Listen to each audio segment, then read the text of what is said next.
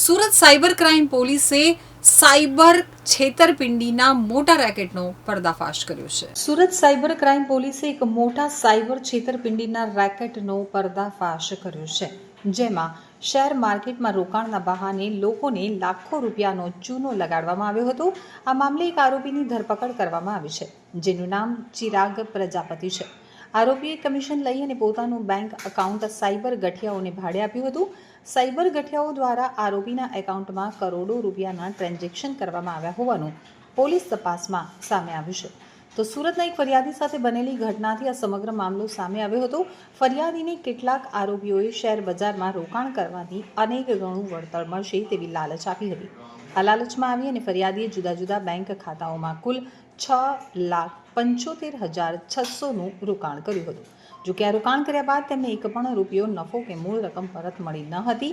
પોતે છેતરાયા હોવાનું ભાન થતાં ફરિયાદીએ 27 જુલાઈ 2025ના રોજ સુરત સાયબર ક્રાઇમ પોલીસમાં ફરિયાદ નોંધાવી હતી.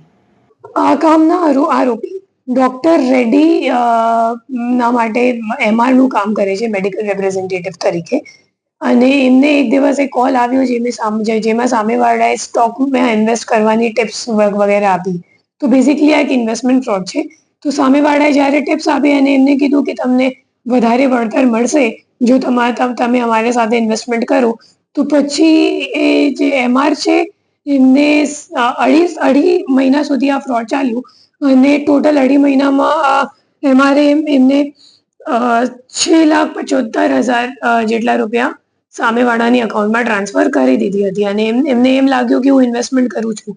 પછી જ્યારે 6 મહિના પતી ગયું અને આપણે જે ઇન્વેસ્ટમેન્ટમાં રિટર્ન મળે તો જ્યારે રિટર્ન મળવાની વાત આવી ગયું એની સામેવાળાએ કંઈક રિપ્લાય કે ફોન ઉપાડવાનું બંધ કરી દીધું. ત્યારે આ માણસને જાણ પડી કે અચ્છા મતલબ મારી સાથે ઇન્વેસ્ટમેન્ટ ફ્રોડ થઈ ગયું છે.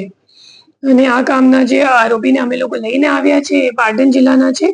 એમનું નામ ચિરાગ પ્રજાપતિ છે અને એમના ખાતામાં 1,61,000 રૂપિયા જેટલા ટ્રાન્સફર થયા હતા. અને એમનું જે બેંક એકાઉન્ટ છે, એમનું જે ખાતું છે, એક NCCRBમાં કુલ 7 કમ્પ્લેન્ટ્સમાં અન્ય કમ્પ્લેન્ટ્સમાં પણ સંડોવાયેલ છે.